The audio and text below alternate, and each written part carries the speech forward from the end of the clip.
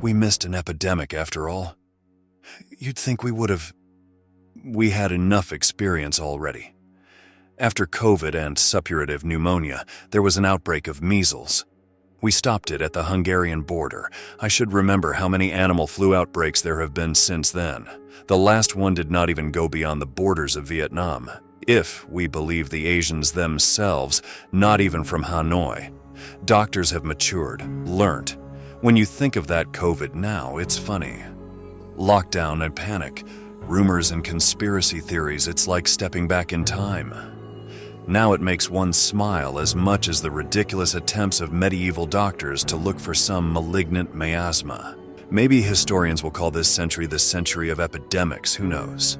They began to visit news bulletins too often, invade our private lives and put everyone on hospital beds, and the unlucky ones to the cold tables of the morgue. Then old lady smallpox tried to raise her head but was quickly slapped on the nose. Of course, she imagined herself to be the flu for nothing. We studied her in great detail. The mutation was cracked almost the next day. The newspapers did not even have time to panic, and the vaccine was already in clinics. I'm telling you, the doctors have become sophisticated. But this one, the new one, the last one, as my father would say if he'd survived the disease, the last one, we missed it.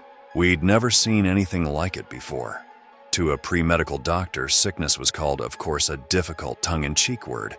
Nobody could come up with a catchy name, as was the case with covitus. The disease was very specific. At the sight of its victims in general disappeared the desire to give this nightmare a name. Well, the people called it the sickness. This old, mothball-smelling word was taken out of their vocabulary by millions of people. To cover it up, to hide it, not to talk about unpleasant, painful, terrible things. The English called it pest. I didn't know any other languages and I wasn't interested. We probably missed it because of its low contagiousness and the long incubation period. It took us a while to realize it was in the water, just when it was already everywhere. The source is also unknown, as outbreaks began to occur randomly around the world. The disease wasted no time and managed to penetrate all wells and water pipes. One could drink this water for years and get sick very soon. And even after that, a person for several months did not show any symptoms, only spewed out of himself in the toilet hundreds of billions of its small bloodthirsty copies. And these copies were not afraid of antibiotics, ultraviolet light, or chlorine. They paid for it by infecting very, very sluggishly. 1 out of 1 million, maybe even 1 billion, specimens could gnaw into your body, trick a vigilant immune system, and do something irreparable. When the incubation period was over, the disease was no longer ambitious. Fever, confusion. The latter, unfortunately, passed quickly. No one would want to stay awake during such a thing. During all this time, we even got used to the fact that in the streets, more and more often, people just lost consciousness, fell down, burned with unknown fire. First, they took them to hospitals, then we gave up. They started calling relatives and acquaintances. Everyone began to wear tags with the name and phone number of a trusted person. I've been wearing one for 3 years now. I've changed the phone numbers of those same people twice. The disease is incurable, elusive, and deadly. What was it, 70 or 80% mortality? Terrible, agonizing deaths, but the remaining percent were forced to put the sick in beds and just watch what happened to them. Some of us took notes and made notes in notebooks. Epidemiologists, medics, biologists, everyone. Others cried and secretly rejoiced that this time it wasn't them, that the water was inactive. No one had ever dreamed of clean water. That today he was still alive, not feeling this incredible pain, from which the patients bent in unimaginable poses and very quickly lost the ability to scream. They only howled muffledly, and in the end they wheezed, staring blankly into the void. The disease was not ambitious. The sick were chilled hot and cold. Their muscles contracted haphazardly, and soon they were no longer tied to the bed, for they could easily tear off a wrist or break a spine trying to break free. But it only got worse from there. I think it's called necrosis or septicemia, probably both, one at a time. I'm not a doctor, I just picked up some clever words on the internet, that's all. The flesh was rotting and falling off, episodically, not all over the body, just in patches. Bones were rotting too. How it happened, no one could ever explain, at least not in words that could be understood. And after another Latin expression that took a couple of lines, I would spit and close the browser tab. What is it? Just tell me, what is it? But they couldn't explain it, whether it was the doctor's fault or the journalist, I don't know. And the hope of clarifying things died a long time ago. And then the desire to do it, it became a new law of physics, a new reality. It just happens. You either die or you get sick, losing entire muscles and bones, leaving you hollow with a pathetic, broken body. And you get a permanent immunity. It worked for us.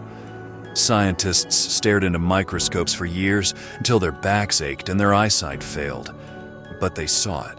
And the whole monstrous machine, fueled by dozens of epidemics, was immediately set in motion. When scientists found the enemy, or rather, the answer to it, the case became contentious. Vaccines are simple. To modern science, vaccines are like two fingers to the pavement. Treatments are more complicated. The cure was never found. They found another. Something that makes me sit here now and think hard, looking at a small disposable syringe with a murky yellow liquid. Those who survived the disease became immortal. Their cells stopped dying and they easily tore to shreds any infections that particularly diligent experimenters tried to introduce into their bodies. Their DNA didn't thin, didn't lose its circuits, didn't die. In some maddeningly ironic way, this terrible disease made a man what he had always aspired to be, immortal, eternal. And those who were rashly vaccinated condemned themselves as to deed. Ordinary, not terrible, without the pain of torn joints and flesh rotting alive, but inevitable. Not 70 to 80%, but 100%. And it was not the epidemic that struck us, not fear, not tap water, so familiar and so dangerous. We were struck by a question that no one ever asked, but everyone understood.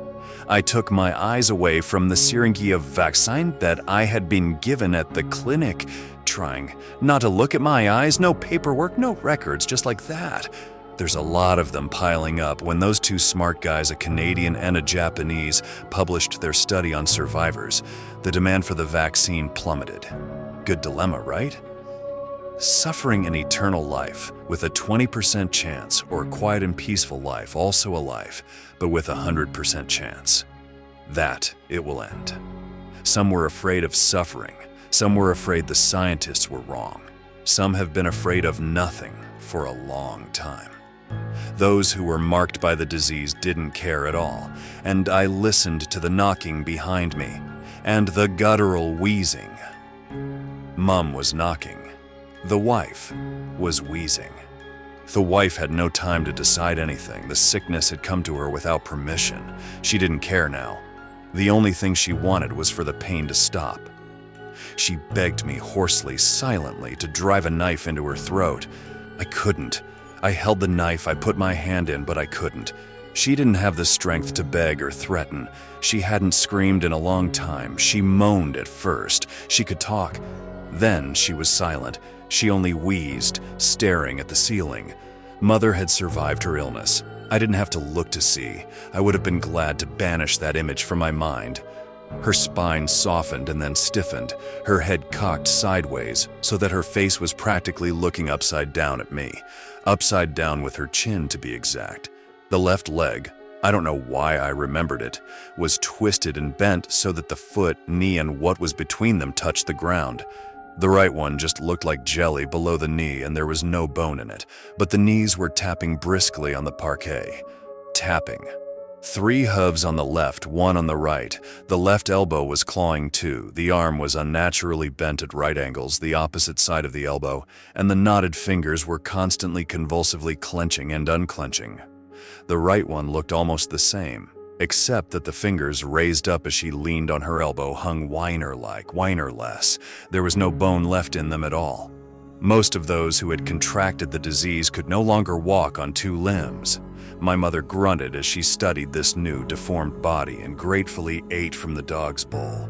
She praised me, saying that I had learned to make stuffed cabbage as well as she did.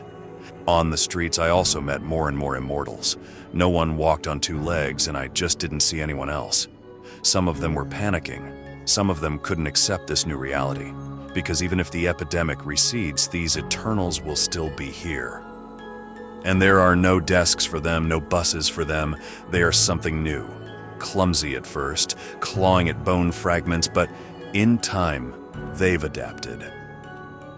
Alex, a gangly guy from the next door flat, was already quite able to wander on all fours despite the fact that both his palms were clasped somewhere above his shoulder blades, and he couldn't lift his head with a crooked eye slipped over his cheek. The bones of the sick were dying, rotting, thinning, but they fused back together, at unthinkable angles and impossible combinations, at random. And then the disease would go away. If anyone survived, they breathed a sigh of relief. The pain receded. All disease and fear of death receded. Everything that made us human receded. I heard that in Europe, people who took the vaccine rashly in the early days repented. Not all of them, of course, but there were some. Tearing their hair out, feeling sorry. Not knowing what the disease could do, they chose death. Some killed the reborn, hoping to feed on their flesh and become different. It was impossible. They were caught and tried. Judges crouched in a suddenly uncomfortable chair. Until IKEA launched a line of anatomical furniture for survivors, politicians remained silent. It was the knocking that bothered me the most. Mum was making uncertain trills, but I knew that in time she would learn to keep her knees straight, that her arms, bent backwards, would stop clinging to the furniture. Also because the furniture will change, will become different, comfortable for those who have had the disease, and eternal life awaits them all. Don't ruin it, sweetheart.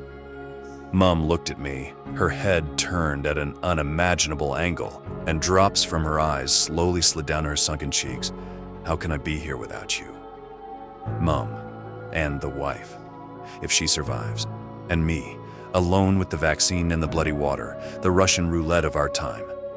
A broken half-corpse or a proud man, immortal or vulnerable, finite.